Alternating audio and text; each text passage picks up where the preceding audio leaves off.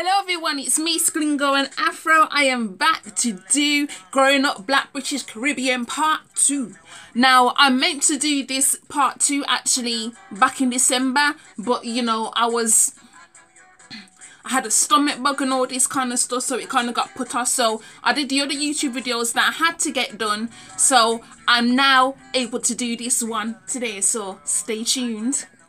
So as you know, in my other YouTube video about growing up Black British Caribbean, I did 5 topics. Education, I did about education, cooking, you know, not just the cooking but the way we cook our food as well. So, you know, there was a variety of topics, but now I want to be a little bit different in this one. So, you know, I hope you enjoy. Anyway, first thing first, so number 6, since the last one was number 5, I spoke about the racism in Britain as well. So number 6 is wearing a headscarf. As you can see, I got my Jamaica headscarf right here. I showed you it in another YouTube video before. Now, why I say wearing a headscarf is because growing up Caribbean, if you don't wear a headscarf over your head when you're cooking your food, get out the raw. Do you think I could ever go into my mum's kitchen without wearing a headscarf if I was to be cooking food? If you just put something in the oven, like say garlic bread or something, if you're putting that in the oven, okay, maybe you can get away with wearing a headscarf, but I still would advise you putting one on because your hair sheds all over the place, especially if it's not like this in a protective hairstyle. It will shed everywhere, and trust me, you don't want to do that. Don't do it. Put a headscarf on. Look, I got several. I don't rap, you know. When it comes to these, like many. And this is the one thing that I have observed that's not just a Caribbean culture thing. I've actually observed it over not just Caribbean culture, but also African culture and African American culture, how this is kind of an intersectional cultural thing. Like, we wear headscarves to bed at night. We wear headscarves to cook food, you know, because we don't like that smell in our hair, especially when you just got your hair freshly done at the hairdressers, or you just washed your hair. Do you really want it to stink of food? Like, if your mommy now says to you, your hair stink of food, come on now, do you really want to go there? Your hair stinking of food, and plus your hair will shed into that food, and you're gonna eat it? Have some sense, please. Have some sense, okay? Don't do it. Observed is to stay in the topic of headscarves, is that I've noticed a lot of Caribbean women now typically tend to wear head wraps on their hair. Just, you know, in general, you know, like you can stay in your home all day. You don't have to go nowhere, but you still want to put something on because you can't bother to deal with your hair. Because sometimes I have that exact same thing. Like, sometimes I will not put nothing on my fucking head but this. I ain't going nowhere. So I'm just like, you know what, my hair, you can do whatever the rest you want to do. I'm going to put this on my head anyway. So you can, you know, you can stay blessed. And then I just got my other head wrap here. I believe I've shown these to you in another one. I've only have 2 head wraps and many head scarves. So yes, this massive pink one, I love wearing this. Every time a lot of the times I wear this one, and because I wear it so much I have to put it in a wash quite frequently. But I think in the summertime I'm gonna get myself a few more head wraps because this is my favorite one, and I don't want it to, you know, get all bitty like it does when it's been in the washing machine too much. So yeah, that's another thing I've observed, not necessarily just with Caribbean women, but wearing head wraps or like wearing a headscarf around the house, because you're like, you ain't going nowhere, so who's gonna tell you different? And if you have a problem with it, then you know where to go. You don't have to stay about here. 7, Caribbean people are absolutely obsessed with drinking tea. Tea is the elixir of life. Tea will solve every single problem on earth. Tea is this, tea is that, tea is everything. What is life without tea? You see, red bush tea is actually really good, you know, if you get headaches and all this kind of stuff. If you get headaches, if you're on your period, this is a really good one to drink. Red bush tea, trust me. Lemon and ginger tea, if you have a bad stomach, trust me on this. Or if you get a cold, lemon and ginger, perfect. pomegranate tea, or some people call it panginat. Listen, yeah, I just love the Caribbean lingo. Some people call it panginat. Yeah, so pomegranate seeds are really good for women. Trust me, really, really good for women. Perfect thing to drink. And finally, peppermint. This one is kind of universal. If you don't know about peppermint tea, then I don't know what to tell you. But seriously, peppermint tea, you gotta have at least one of these in your house. Peppermint tea. Caribbean people and tea, literally, they will say tea will fix everything. You can have a broken leg and they tell you to go drink some tea. You can tell them that your finger is bleeding, they will tell you to go drink some tea. You can tell them all sorts of things and they will tell you to go drink some tea. I mean, let's keep it real. I mean, unless we have a cold or unless we have an upset stomach or a migraine, like, what is tea really going to do apart from making us feel, you know, good and thing? Like, let's keep it real now. Now I'm playing, but seriously, I love drinking tea. I drink tea every day, like whether it's tetli or like if I'm not feeling well, then I'll be drinking like my herbal teas. My favourite herbal tea to drink at the moment is red bush tea because my period's on the way, and ladies, you know what I'm talking about. When my Russell period's on the way, I ain't feeling no type of way, so therefore we can't drink it. But yes, tea is life. Number 8. I've shown you these before, these red kidney beans. Now, we prepare them probably different to some other people, so like I don't wanna like step on anybody's toes, but I'm just gonna say, like, you know, you pour these into your pot. You pour these into your pot of choice. You pour some water on top of that, or you pour the water in first and then you add the beans afterwards. They call them red kidney beans, but we call them red kidney, you know, peas, whatever.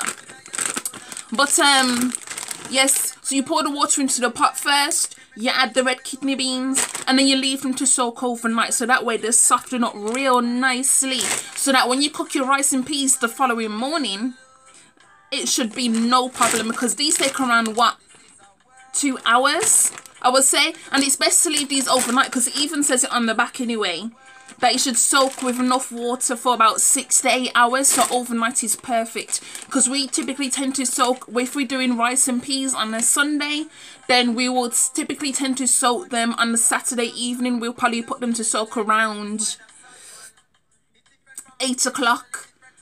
So then, you know, by 7 o'clock next morning when we go to cook the food, these will have had plenty of time. I mean, they say 6 to 8 hours is the maximum, but we tend to go a little bit over that, you know. Put them to soak as early as possible because you want them to be soft. Trust me, if your peas are like bullets, okay, I mean, you must want to broke someone's stuff off, but it's all right. I mean, everybody can't do everything straight away. Nobody's perfect. You know what my mom's always telling me, practice makes perfect. So it's all that. And all-purpose seasoning, we got this Raja all-purpose seasoning. I've been seeing all-purpose seasoning in this house since I was a little bit, since I was at Yay High, like all the way down there, since I was at Pitney. I've been seeing this all-purpose seasoning. Like, we literally use it all the time. You don't have to use this brand though, because this brand is quite salty. You've also got the Tropical Sun brand. And we also have the Dunn's River brand. The Dunn's River brand is really, really good. They also have Dunn's River jerk seasoning, you know, so it's all blessed. Personally, I love all-purpose seasoning. It just gives your food a really nice taste. You can even use it even if you're vegan. You don't have to use it to... Me, I know some people who season up their vegetables. So, you know, you can use that to season your vegetables and stuff as well. Because what I tend to do is, if I'm like doing a little stir fry or something, I will put a little bit of seasoning on the vegetables. You know, the onions, the scallion, all of that kind of thing. So nobody can tell me different. We Caribbean people season everything. No lie. Like thyme, onion, garlic, or sometimes scallion, Scotch bonnet pepper, as I told you about the all-purpose seasoning. Everything half a season. Like literally everything half a season. So number 9, I'm going to show you a few little staples like that we tend to have in our house, in a Caribbean household. You know, so these are the things that I saw growing up you know, that we would have in our house. And like, when I move out of this house, I'm still gonna be buying these same kind of food. So, sweet potato. I love me some sweet potato. Like, have you ever had sweet potato fries? Absolutely delicious. The best sweet potato fries I've ever had was at this restaurant that was in Cross Road from the Time Out Hotel in St. Lawrence Gap in Barbados. This guy called, the restaurant was called Daddy's.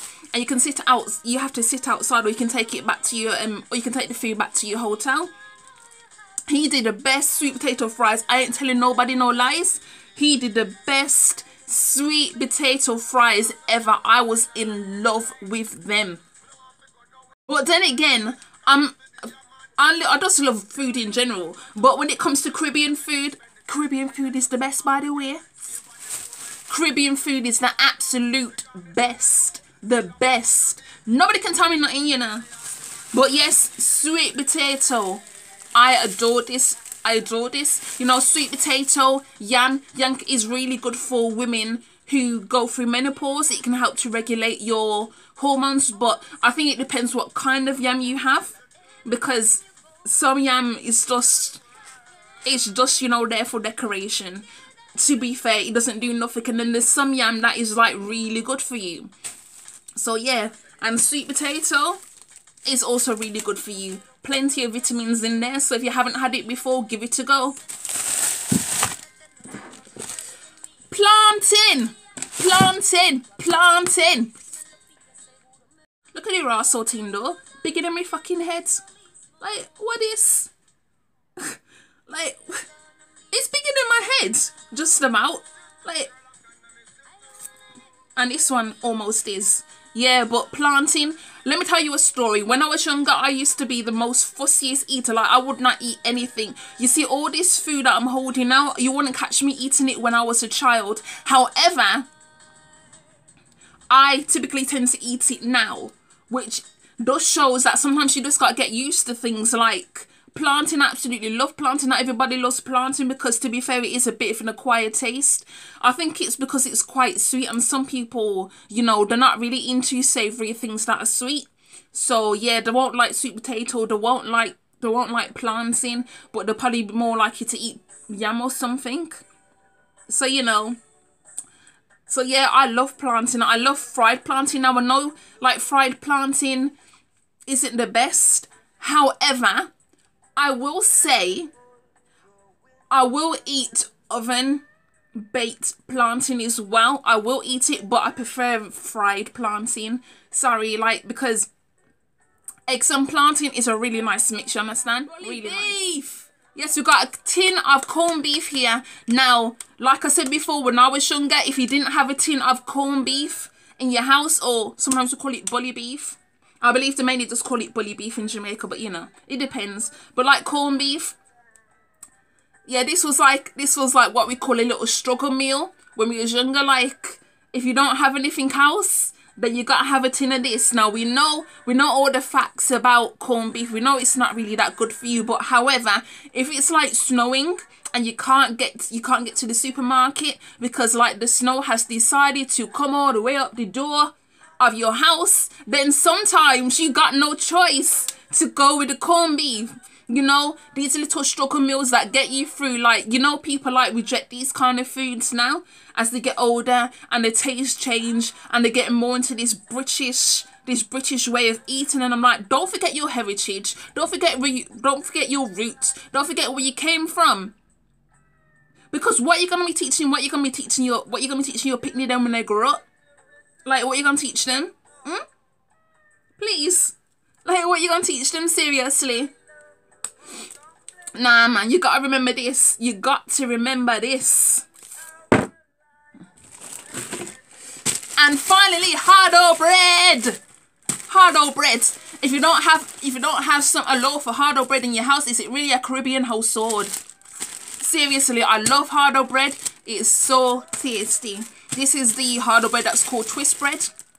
I prefer this one over the other one, to be fair. What is this for me lip?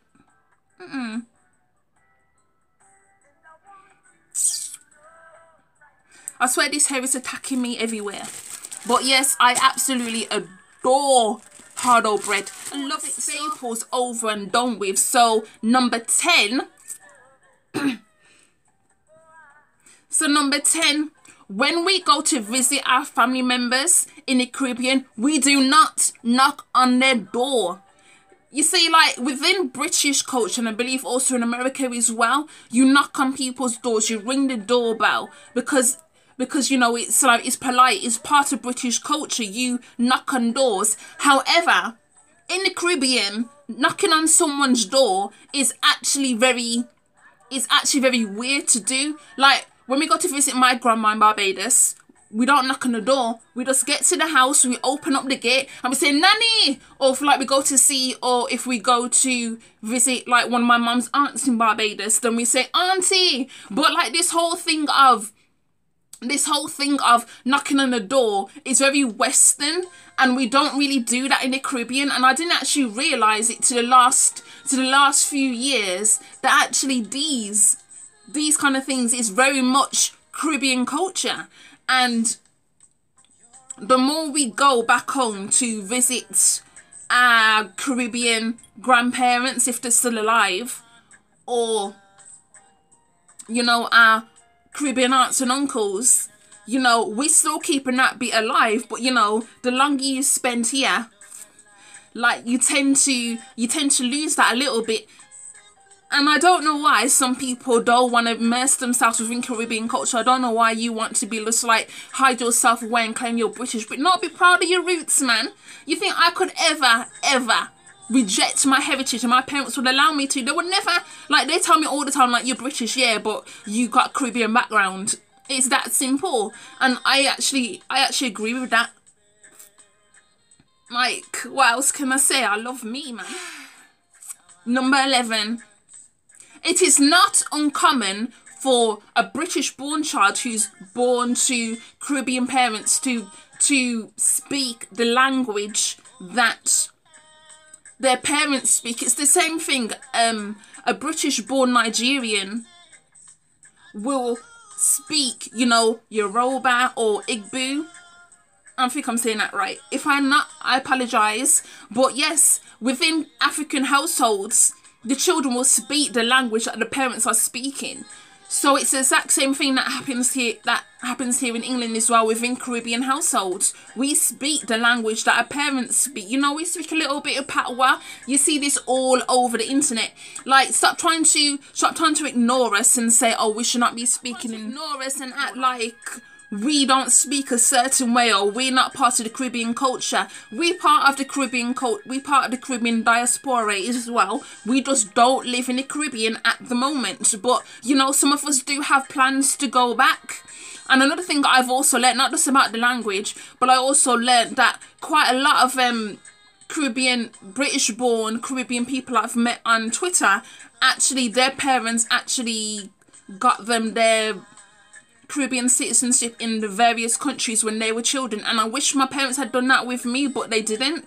But I suppose it's kind of different because, you know, at the time I was born, they already had their British citizenship, so they had to give up their Bajan and Jamaican citizenship, because at the time in the 80s, when you would apply to become a British citizen, you had to give up the citizenship of the country that you came from. Which is quite sad. They didn't recognise dual citizenship at the time. So if my mum was to give up her British citizenship, then she would basically be stateless. So now it's a case of she can actually apply for Bajan citizenship. So she can have it dual. She can have it dual along with her British citizenship if she chooses to. But if you ask my mum anyway, she would just basically tell you she's Bajan. She loves it. Every time we come off the plane and land in Barbados, she's always like, I'm back home. It's that simple. Even though she's been living here since she was 13 years old, every time she goes back to Barbados, she says she goes back home. She visits all her aunts and uncles. She visits her mother first.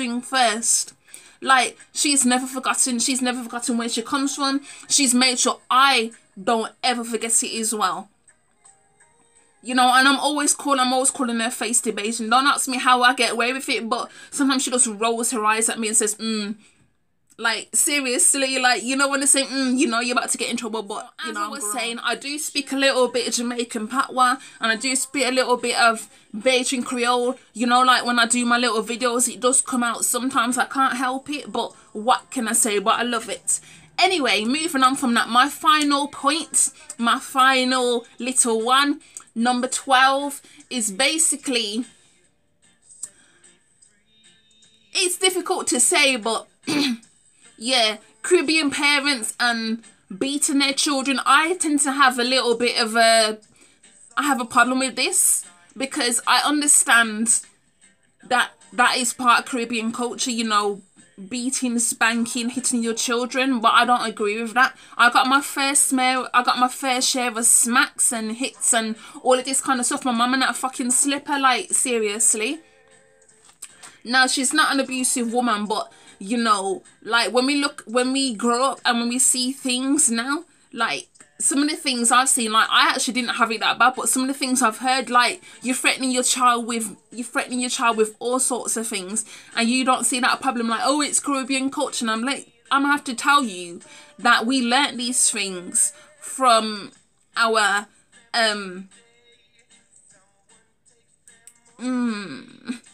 you're probably gonna think I'm a dickhead, but let me just say it. We learnt these things from our white slave masters, and it's so funny how we claim to have evolved, but yet we're doing the exact same things to our children what they did to our ancestors. You don't see a problem with that, because it's like a cycle. They beat our ancestors, then they died, and then, like, the children or whatever who survived, they started beating their children, and their children started beating their children, and it's a never-ending circle, and it goes like this, and it goes like this, and it doesn't stop. It just doesn't stop. And you would think that by now, people will be like, oh, yeah, I'm not going to be doing that anymore, but no, they continue to do it. And it's like one thing, like, before when I was younger, I used to find it funny. Like, oh yeah, haha, let's have stories about how our parents used to smack us about and all this kind of stuff. But now, what I find highly amusing is how black people will sit up on the internet and they will cry about someone's child who's died because they've been beaten and all this kind of stuff. And then they do the same things to their child. Like, make it make sense, please. How you crying over someone killing their own child, but your child is just fortunate to still be alive? That's the only difference. Like, I really do think that we, as a black community, really need to think deeply and say, you know what? Maybe beating our children is not the best form of discipline. It's actually not discipline at all. So, you know, it's kind of ridiculous to keep calling it discipline. Like, discipline? I don't think so. I don't think so. So, let it go. Let it go. But anyway, that is it. Part 2 of Growing Up Black British Caribbean has been completed. So, I hope you enjoyed this video, and I hope you don't cuss me for the last part. But, you know, I have to say what's always on my mind, because I don't play that shit. You understand? Because I'm a West Indian woman. We don't play. Now, I shall be doing over this weekend a number of Caribbean scented videos. So this is my first one. I'm going to be doing one after this. So make sure to stay tuned. Now remember to stay blessed and stay black. Alright? Bye.